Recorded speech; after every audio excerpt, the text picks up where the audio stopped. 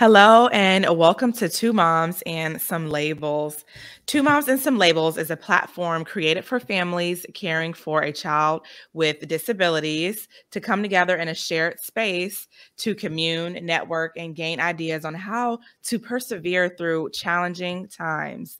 My name is Brittany Cunningham, and this is Nicole Hill. Hey everyone. Hi all my mamas.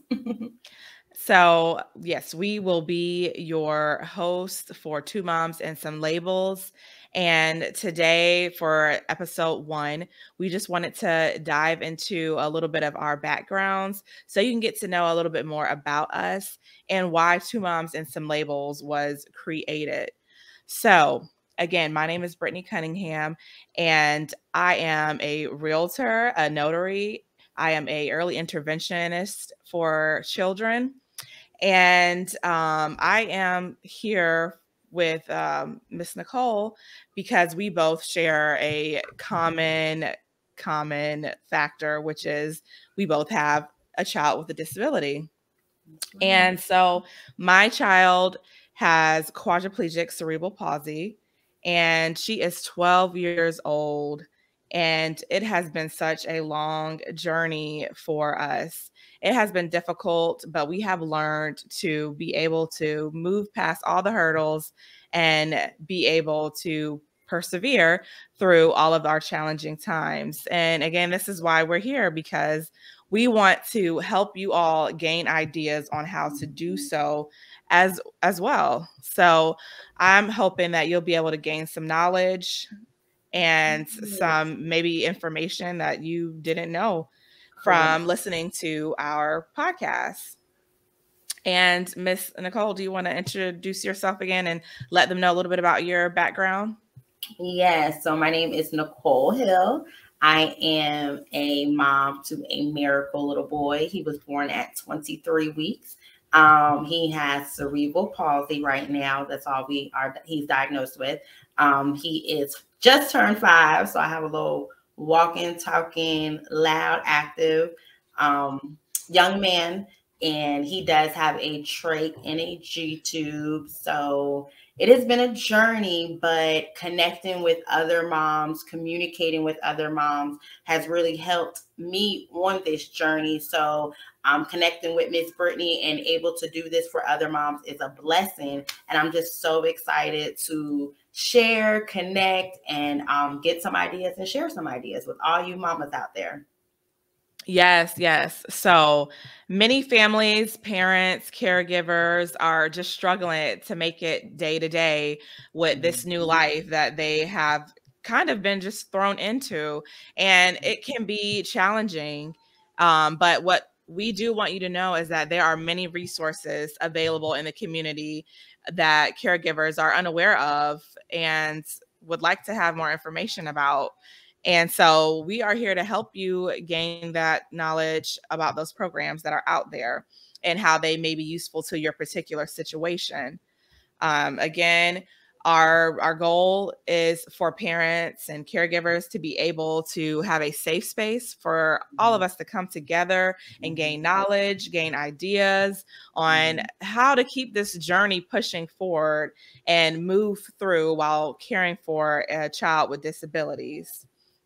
So we plan to cover many different topics, everything from educational material, such as intervention programs, therapy programs, state-funded programs out there, multiple types of disabilities, as well as everyday struggles of a parent with a child with disabilities.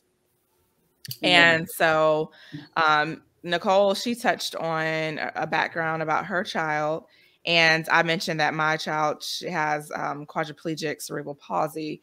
So she also is total care. So a lot of times when, children have cerebral palsy, they can come in all types. Cerebral palsy is not just, one style per se. So some children are able to walk, some are not. So obviously with mine being quadriplegic, she is not able to walk, and she basically requires our care 24/7.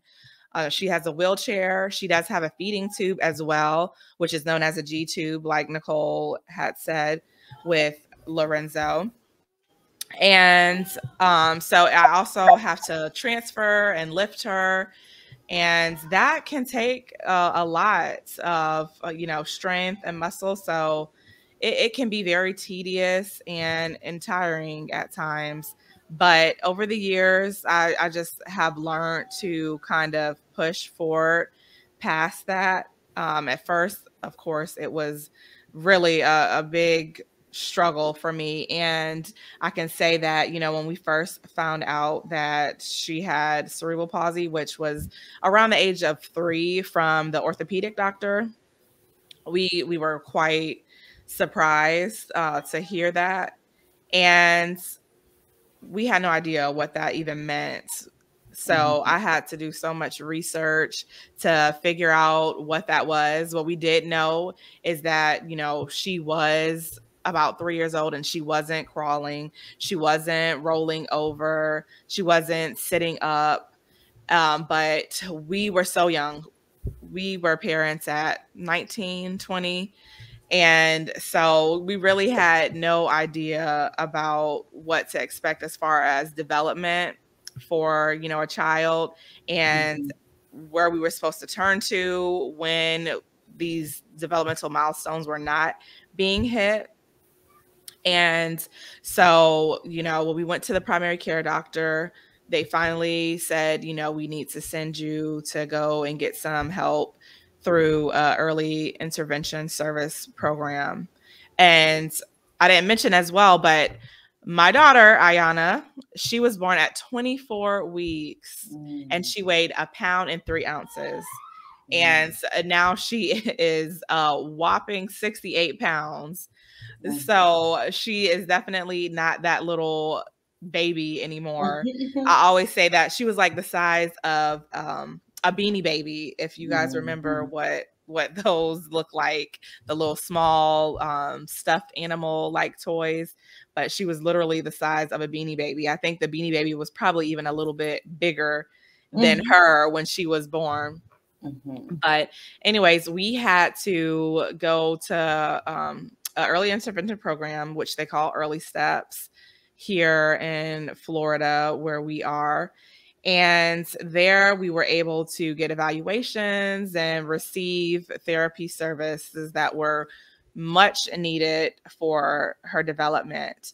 And now they say that you should get these developmental services by the age of 3. So from birth to age 3, because usually at age 3, that's when they cut off those early intervention services, because your child is now considered like preschool age. So you have the school system in place to be able to assist with, continued development and academic needs. So it is very important that you make sure that you are paying attention to your child and if they are meeting those developmental milestones or not.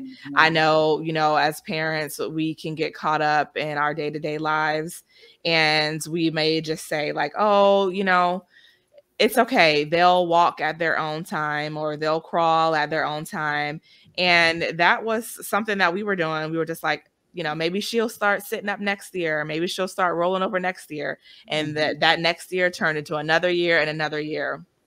So, make sure that you're paying attention to those things. Your doctor should definitely be asking you about your child's development and, showing concern about their growth. So you want to make sure that you get a good doctor also that will be able to look at that criteria and see if your child is where they should be at or not.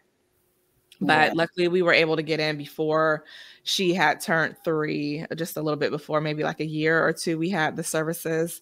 And I always say I wish that we would have gotten them sooner, because I'm like, maybe she would have been walking by now, or, maybe she would have been sitting up better or having better head control if we would have received those services way before she turned 3. So it's very, very crucial that you are paying attention again to those developmental milestones. Mm-hmm. Yes, yes. And it's also, while we pay attention to the milestones, enjoy the moments we do have with our little ones, because it can be very overwhelming, and we understand, going to therapies and all that can be extremely overwhelming. And, when you're trying to work, balance life and stuff. So I think too, this podcast is going to really be a full understanding. So moms, you guys can have that safe place, because we get it. We definitely get it. Okay. So we get it. Yes. Yeah. And so we want you guys to be listening on your radio, whether you're in the hospital for a stay with your child, or, you guys are just out and about and you want some free time or quiet time to yourself, because that is so important as parents or caregivers with children that have disabilities. A lot of times we kind of forget about ourselves, and we want this to be a place where you can turn it on and get that information, or feel like you have a group that you are able to come to and relate to, ask questions. You can if you need to cry. We are going to be here through it all. Yeah. And so, we want you guys to be here with us. As far as places that we are going to be able to be found, we will be on YouTube. So this video will be on our YouTube channel, Two Moms and Some Labels, of course. So when you go to our YouTube channel, please make sure that you subscribe. Click that subscribe button for us. Okay. And then also a good way to contact us with any questions, or if you want to be a guest on our show, then you can email us at twomomsandsomelabels@hotmail.com. And there will be a website coming soon. Yeah, We so have excited, a lot. y'all. Yes. We're so excited. We have a lot of things in the works. And so on the website, when it does come, we will definitely let you guys know when it's active, where you can go on there and be able to also subscribe to other things and just, explore. Give us some ideas. Also, if you have any questions, please feel free to reach out, email, of course. And we would love to hear any questions, concerns, or ideas that you guys would like to talk about or share with us on Two Moms and Some Labels. And no topic is too crazy. I know sometimes we forget too, while we are caregivers, we're also women. And that's something that it's important that we don't forget as moms, because some of us have other children, we have a spouse. So we're going to also touch on, how do you balance it all? A lot of times when we were in the hospital, we spent the first 11 months of his life in the hospital, and everyone in the hospital made it seem like my life was over. I was doomed. I wasn't going to be able to do this or do that. And just, it freaked me out, because we know life is not over. We still got bills. We still have to have somewhere to live. We still have to maintain. And just knowing that now in 2022, there are a lot of resources out there to help moms, to help our children be able to socialize, being able to take our children out in safe places, creating safe environments for our children. And those are resources we're also going to be able to share. And we're going to be trying to put on some events that are going to be just for, our children and stuff, in a safe place for families to come get together and connect, because that's truly what it matters too. Connecting with other families and sharing those resources and knowing you are not alone. That's what changed my life when I actually went to my first support group. My family and my friends honestly did not understand how I was truly feeling. And to talk to other moms, and I'm seeing them out with their babies, their kids, and they're going here. And I'm like, okay, we can do this. It's a little extra, but we can do it. So, and I want to just be able to encourage other moms and let you guys know that your life isn't over. We might have to carry a little bit more bags. We might have to push the chair. We might have to do extra steps and stuff like that, but it's still a blessing every day we're able to do those things. So I just want to keep encouraging moms to keep going, keep pushing, and your life is not over. Yes, definitely. And that is a big thing too. We want to make sure that you guys are advocates for your child Yes. because it is so important that you are there to Yeah. assist your child in all avenues. I Mm-hmm. mean, this journey is a long one and it's a big Mm-hmm. one, and you're going to run into so many hurdles. And some of Mm-hmm. our children don't have voices. Mm-hmm. Like mine, she's nonverbal. So I definitely am the voice for my child, and advocating is so important. We want to make sure that you are getting all of the resources that you are supposed to be receiving. Yes. And so Mm-hmm.